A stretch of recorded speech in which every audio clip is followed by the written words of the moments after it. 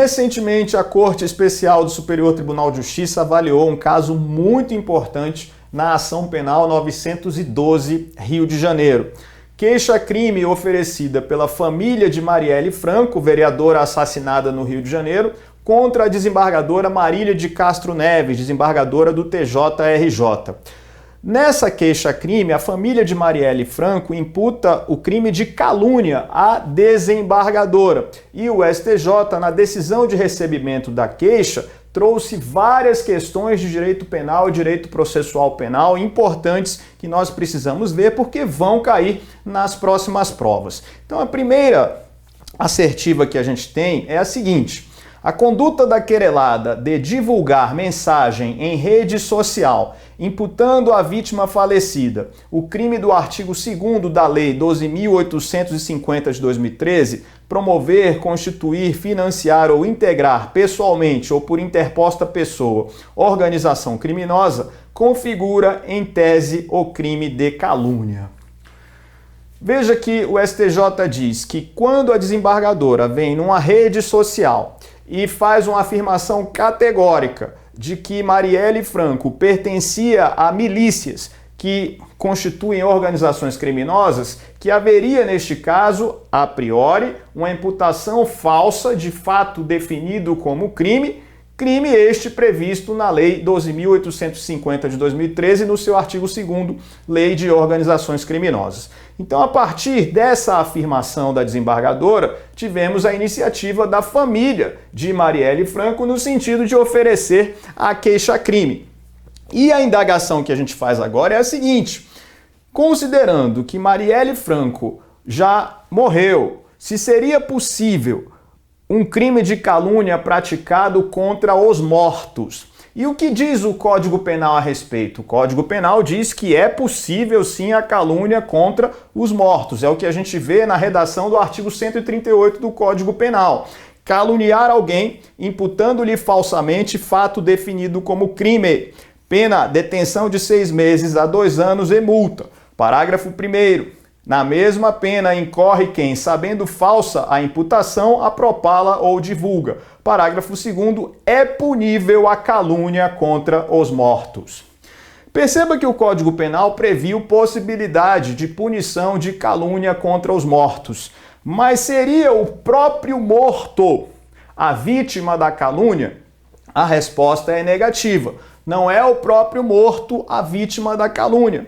Como sujeito passivo do crime, não podemos ter pessoas mortas, mas teremos aqui como sujeito passivo as pessoas legitimadas para o oferecimento da queixa, quais sejam, segundo o CPP, cônjuge, ascendente, descendente ou irmão, e vamos ver que a companheira em união estável, sendo a união homoafetiva, ainda assim, vamos ter a legitimidade para o oferecimento da queixa-crime. Já já a gente debate sobre isso, mas não há sujeito passivo em relação à pessoa morta, mas sim as pessoas legitimadas para o oferecimento da queixa. É o que tivemos aqui no caso concreto. O CP, portanto, prevê possibilidade de punição de calúnia contra os mortos, mas não há previsão em relação à difamação e à injúria. Não há difamação ou injúria contra os mortos sendo consideradas como crime.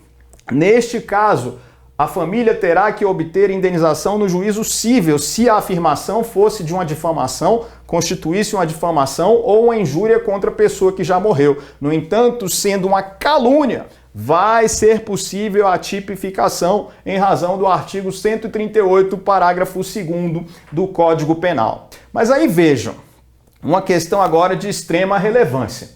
A família de Marielle Franco resolve oferecer queixa-crime contra essa desembargadora. E segundo a Constituição Federal, no seu artigo 105, desembargadores de tribunais têm foro por prerrogativa de função no STJ. Mas a grande questão aqui é que este crime de calúnia não foi um crime funcional, não foi um crime praticado no âmbito da função de desembargadora. Seria ainda competência do STJ julgar essa desembargadora? Ou Neste caso, deveria a família ter oferecido a queixa-crime na primeira instância. O que disse o Superior Tribunal de Justiça? Que, em se tratando de desembargador, ainda que o crime seja não funcional, isto é, não relacionado à função, a competência deve ser do STJ para julgar e não da primeira instância. Vinícius, por que isso? O STJ está tratando os desembargadores de forma peculiar, porque não seria razoável entregar a um juiz de primeira instância um processo criminal para o julgamento de um desembargador do seu tribunal. Segundo o STJ, isso violaria o princípio da imparcialidade do juiz. Você imagine, por exemplo, um juiz que estivesse em estágio probatório, que tivesse a pressão de ter que julgar um processo criminal numa ação ajuizada contra um desembargador. Então o STJ diz, no caso de desembargador, pouco importa se o delito é funcional ou não. A competência será do STJ para evitarmos que o processo criminal tramite na primeira instância e que o juiz seja submetido a uma pressão indevida em razão do julgamento de um desembargador do seu mesmo tribunal. É o que disse o Superior Tribunal de Justiça. Olha só como está no informativo, no julgado.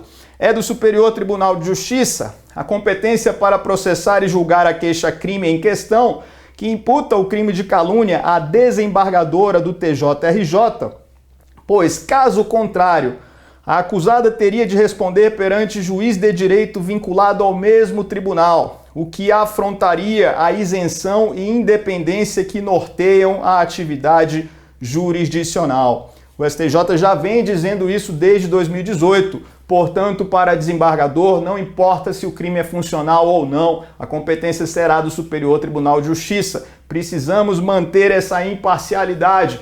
Foi o que disse o Superior Tribunal de Justiça acerca dessa questão. E aí nós temos o seguinte, em relação aos legitimados para o oferecimento da queixa.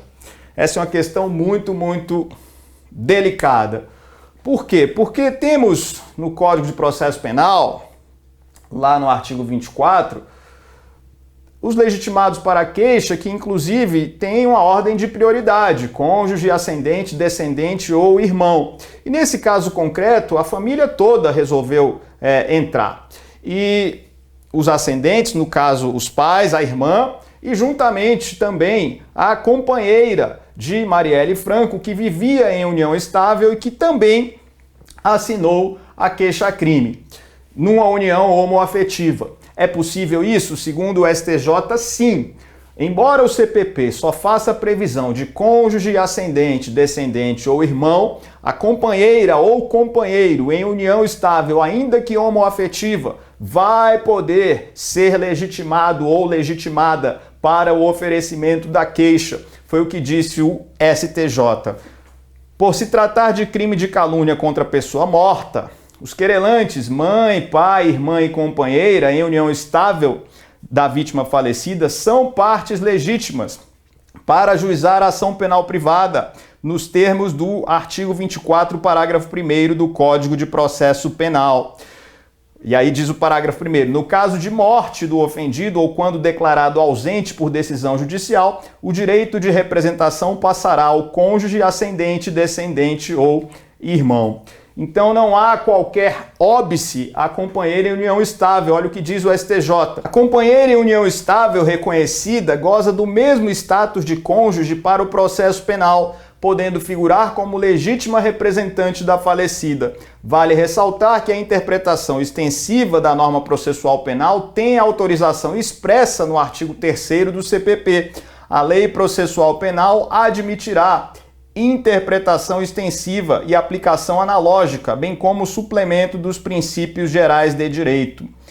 Ademais, o STF já reconheceu a inexistência de hierarquia ou diferença de qualidade jurídica entre as duas formas de constituição de um novo e autonomizado núcleo doméstico, aplicando-se à união estável entre pessoas do mesmo sexo as mesmas regras e mesmas consequências da união estável heteroafetiva. Olha só, conforme decisão do STF, o STJ então adotou essa interpretação no sentido de aplicar o artigo 3º do Código de Processo Penal e ampliar o rol de legitimados para queixa, inclusive para o companheiro ou companheira, sendo união heteroafetiva ou homoafetiva.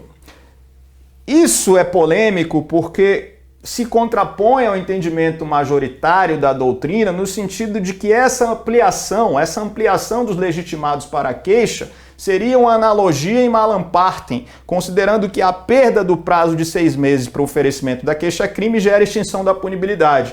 Essa ampliação tem reflexo de natureza penal, embora seja uma ampliação no âmbito da lei processual penal. Com isso, haveria uma analogia em malam partem, e essa analogia seria prejudicial ao réu. É o que majoritariamente a doutrina vai dizer. No entanto, na sua prova, tendo que marcar de prioridade a interpretação feita pelo STJ no sentido da ampliação do rol de legitimados para o oferecimento da queixa para o companheiro ou para a companheira, seja a união heteroafetiva ou homoafetiva. Mais algumas questões aqui para se debater. Havendo ação penal privada e o crime admitindo suspensão condicional do processo, que é o caso aqui, perceba que esse crime aqui, ele não vai admitir no caso a transação penal, porque a infração aqui não é de menor potencial ofensivo. Embora a calúnia tenha pena máxima de 2 anos, como o crime foi praticado pela internet, a gente tem um aumento de pena de 1/3, e isso faz com que não haja possibilidade de transação penal, mas existe possibilidade de suspensão condicional do processo porque a pena mínima não supera 1 ano. Sendo assim, o legitimado para a proposta de sursi, considerando que a ação penal é privada, seria quem oferece a queixa ou o Ministério Público? Cuidado, porque sendo a ação penal privada, a legitimidade para o oferecimento de sursi processual é dos querelantes ou do querelante e não do Ministério Público. Olha o que disse o STJ. A despeito do cabimento em tese da proposta de suspensão condicional do processo, esta teria de ser ofertada concomitantemente com o ajuizamento da queixa-crime, conforme previsão da norma de regência. Ao oferecer a denúncia ou queixa, poderá propor a suspensão do processo. E, no caso, não houve tal proposta pelos querelantes. Outrosim, a querelada não se manifestou na primeira oportunidade na resposta à acusação sobre seu eventual interesse na proposta. Perceba, então, que em se tratando de ação penal privada, não é o Ministério Público o legitimado para a proposta de suspensão condicional do processo, e sim o querelante ou os querelantes. E nesse caso aqui não houve proposta de sursi na queixa, não houve proposta de sursi, tampouco a querelada na resposta à acusação se manifestou no sentido de querer aceitar o cumprimento das condições do sursi. E aí uma última pergunta agora diz respeito ao princípio que a gente chama de princípio da indivisibilidade da ação penal privada e a existência de concurso de crimes em calúnia praticada pela internet. Se há concurso de crimes, se há concurso de pessoas. Vamos ver aqui esse tipo de situação. O que a gente teve aqui no caso concreto? Quando várias pessoas denigrem a imagem de alguém via internet, cada uma se utilizando de um comentário, não há coautoria ou participação, mas vários delitos autônomos unidos no máximo por conexão probatória. A falta de inclusão de autor de comentário autônomo na queixa-crime não configura, pois, renúncia tácita ao direito de queixa. Um julgado da ação penal 895, Distrito Federal, relatora ministra Nancy Andrighi, Corte Especial. Olha só, a desembargadora posta uma mensagem afirmando que Marielle Franco, já falecida, pertencia a milícias, e aí várias pessoas nos comentários reforçam aquela ideia. É isso mesmo, eu também sei disso e tal, ou seja, basicamente fazem a mesma afirmação que já é feita no post.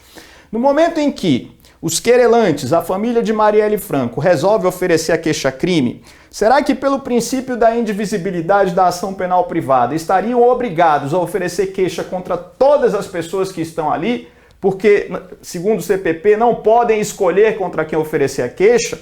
Ou será que, oferecendo a queixa-crime tão somente contra a desembargadora, se essa questão do princípio da indivisibilidade já estaria satisfeito porque a família não seria obrigada a oferecer a queixa contra os outros que comentaram no post? E o STJ disse que o fato de a família ter oferecido queixa-crime tão somente contra a desembargadora não ofende o princípio da indivisibilidade da ação penal privada. Por quê? Porque o STJ disse que quando a desembargadora faz o post, ela comete o próprio crime dela, de calúnia.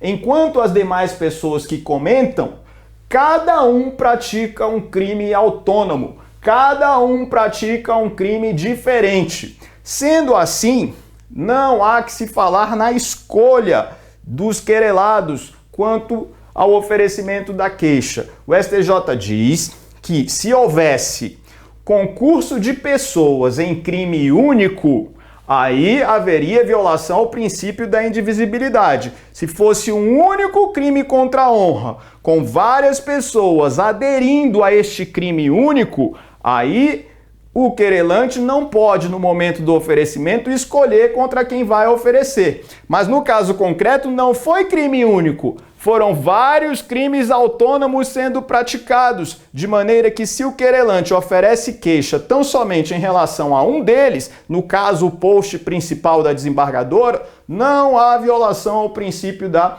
indivisibilidade. Portanto, não há que se falar em renúncia tácita, porque o que a defesa arguía aqui na resposta à acusação seria uma renúncia tácita por parte dos querelantes, já que não ofereceram a queixa em relação àqueles que comentaram no post. O STJ disse que não houve renúncia e que a conduta dos querelantes não ofende o princípio da indivisibilidade da ação penal privada. Então são vários tópicos aqui que o STJ enfrentou no recebimento da queixa-crime na ação penal 912, Rio de Janeiro, que agora vai tramitar e a gente vai saber depois qual foi o resultado. Então, várias questões de direito penal e processo penal que vão repercutir nas provas muito em breve. Um grande abraço para todos.